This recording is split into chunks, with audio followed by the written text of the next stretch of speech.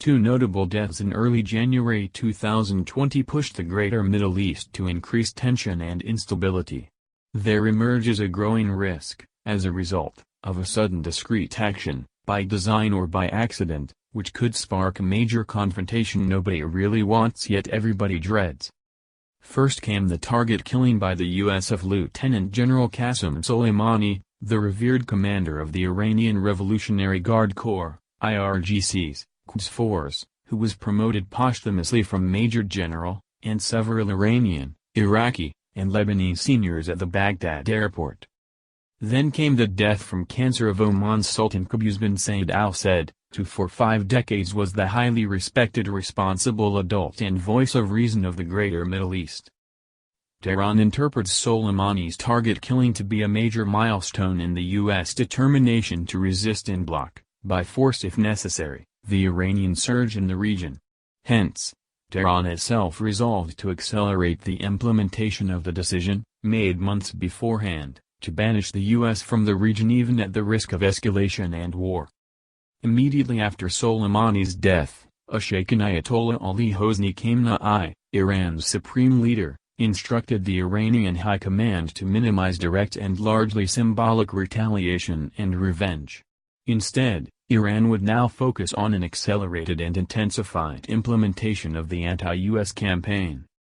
The crux of the campaign was to make the U.S. presence untenable through the aggregate impact of a multitude of proxy strikes on U.S. facilities and interests, terrorism against U.S. targets, and the destabilizing of local authorities to the point they would no longer be able or willing to host U.S. facilities and personnel.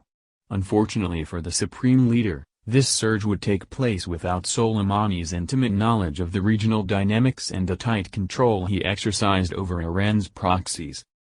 Hence, several players would try to exploit the uncertain times in order to push their own respective and explosive agendas, thus adding to the confusion. The main engine of escalation and exacerbation of tension would be the determination of the Middle Eastern Entente of Iran, Turkey, and Qatar, originally consolidated in March 2019, to capitalize on the current situation and circumstances in order to maximize their gains against both the Arab world and the great powers involved in the region. In early 2020, the leaders of the Middle Eastern Entente asserted their new policies. In his January 17, 2020, sermon, Ayatollah Ali Khamenei noted that God was guiding Iran's ascent against the U.S. That a nation has the power and spirit to slap an arrogant, aggressive global power is a sign of God's power. Therefore, that day too is a day of Allah. Rather than avenge Soleimani's death, he reiterated, the main punishment, for the U.S., will be expulsion from the region. On the same day, Turkish President Recep Tayyip Erdoğan's soulmate, Burhan Karaoglu, declared the arrival of a new era for Turkey. The era of defensive politics is over for Turkey. This is the rise of a superpower. Turkey confined to its borders cannot survive. During a recent visit to Tehran, Qatari Emir Sheikh Tamim bin Hamad Al Thani concurred that unless the U.S. demonstrated restraint in the Persian Gulf and the Middle East as a whole, drastic measures would have to be taken in order to guarantee security and stability for the entire region. The overall situation had become fraught with danger because of the concurrent passing of Sultan Qaboos. For decades, Qaboos relied on his own wisdom and knowledge, as well as Oman's unique Ibadite school of Islam, neither Sunni nor Shiite, but dates to soon after the death of Prophet Muhammad, in order to become a most trusted mediator and messenger. His discreet intervention helped prevent and contain many conflicts and crises from escalating out of control because he and his judgment were trusted by all. Sultan Qaboos' successor, Sultan Haytham bin Tariq, is an experienced diplomat, and well respected. But it may take a long time before he can fill his cousin's huge shoes regionally. In the meantime, the absence of channels of communication engenders mutual mistrust and expedites inclination to act on worst-case scenarios. And all the while, the unfolding megatrends in the Greater Middle East, especially in the Arab world, continue and intensify. Most important, the demise of the modern Arab nation-state now appears to have become irreversible. While governments remain in place and leaders make decisions and implement policies, the modern Arab nation-state is, in fact, no more. Ultimately, even the Arab leaders themselves are cognizant of the development as reflected in the tepid and confused reaction to the popular riots in Iraq, Lebanon, and Jordan. The internal stability and working of even the most important of states are unraveling. The crux is not the riots which attract media attention. The key is the transformation of society and the economy. There is a growing disengagement of the grassroots from central governance. Instead, there emerges a growing reliance on regional, popular, and blood-related frameworks, minorities, tribes, and urban extended families. Significantly, these sub-state frameworks have saved the grassroots from the state-level fratricidal carnage and foreign interventions of the recent decades. There is no way the grassroots could accept the dismantling of their own life-saving socio-economic frameworks and agree to return to dependence on, and trust in, the state-level frameworks which have failed them so badly. Consequently, the quest for localized self-sufficiency, both social and economic, severely undermines the legitimacy and power of the modern state. Since in most areas the traditional tribal and minority habitats cross modern borders, the awakened localized entities ignore borders. The genie of secessionism and localized identities is out of the lantern, never to return back in. The most important Arab states, Saudi Arabia and Egypt, show major internal cracks emanating from profound perceived delegitimization and mistrust of the ruling elites by the grassroots.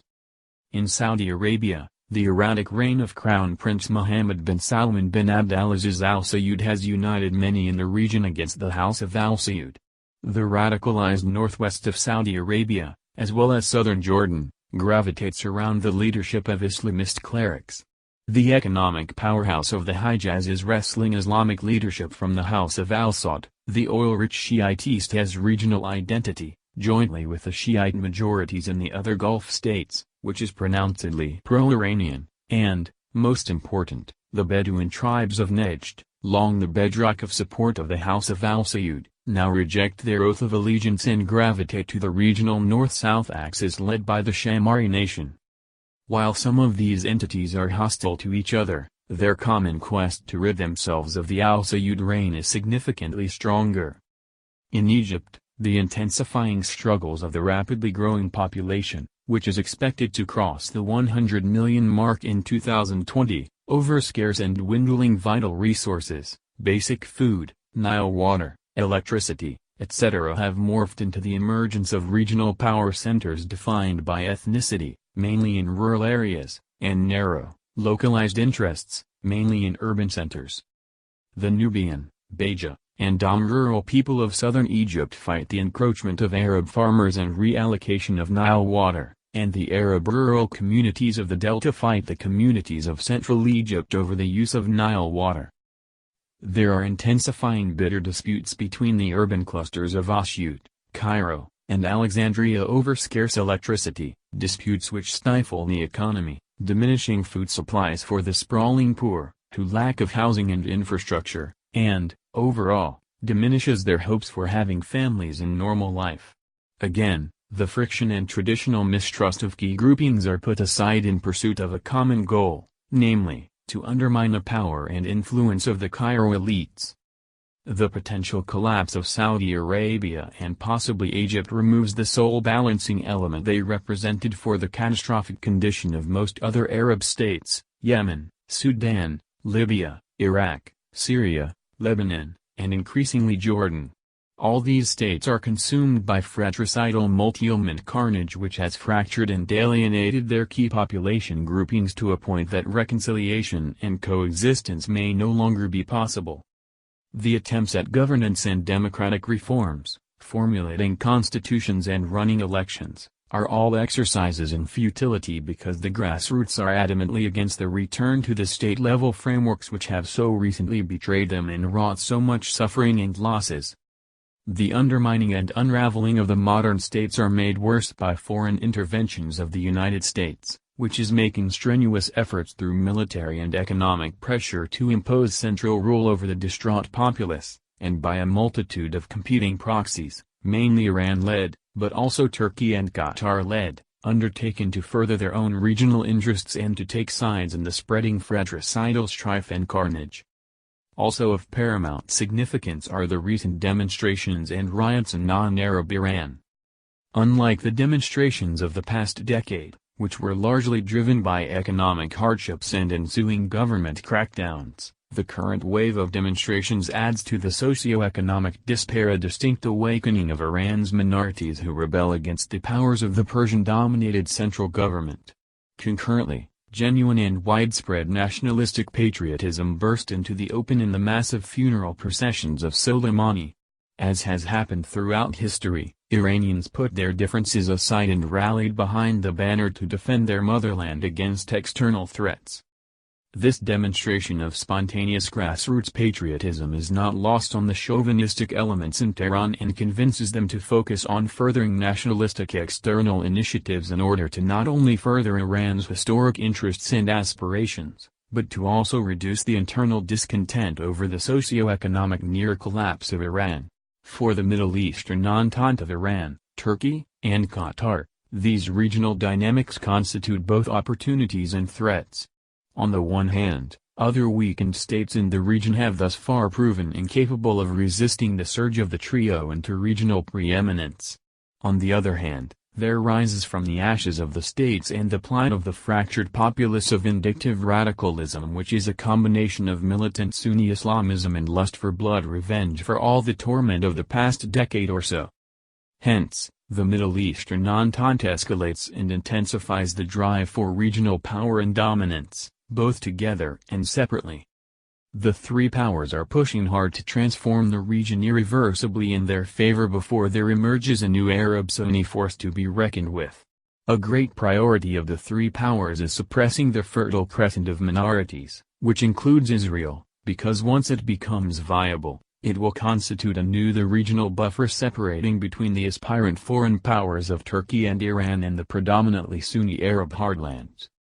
The Middle Eastern Entente fears the ascent of the minorities as a key outcome of the prevailing collapse of the modern Arab states. Hence, the trio has resolved to move fast, push hard, and take major risks. Most important is the close cooperation with radical Islamist forces, including Sunni entities, on account of common foes and despite contradictory objectives.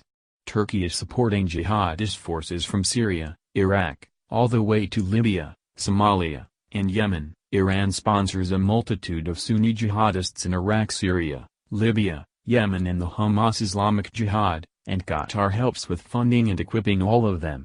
Indeed, during the formal introduction of the new commander of the Quds Force, Brigadier General Ismail Khani, he spoke in front of a row of flags of the IRGC and their predominantly Shiite formal allies and proxies. For the first time, the Hamas flag was prominently displayed, a testimony of Hamas's formal joining of the Iranian army of proxies under the command of the Quds Force. There is a formal division of labor between the members of the Middle Eastern Entente. Iran focuses on the on-land corridor to the shores of the Mediterranean by controlling the entire territory between western Iran and the Mediterranean, on controlling both shores of the Persian Gulf by empowering the Shiite-populated oil-rich areas, and on dominating the key choke points of the Strait of Hormuz and the Bab el-Mandeb, the latter from Yemen.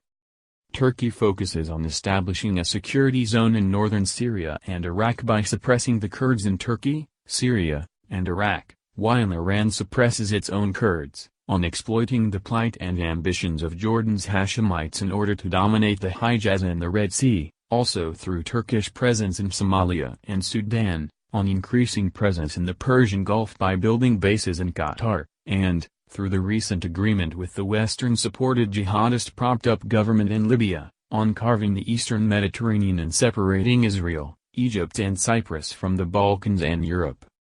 Meanwhile, in the absence of Sultan Qaboos, there are no open channels of communications between the warring sides, no attempts to reconcile and/or mediate are made, and there are no viable efforts to calm things down. Into this explosive mix enters the Israel factor. Both Turkey and Iran have declared their commitment to liberating Jerusalem and destroying Israel as an important objective in their ascent to regional and all-Islamic prominence.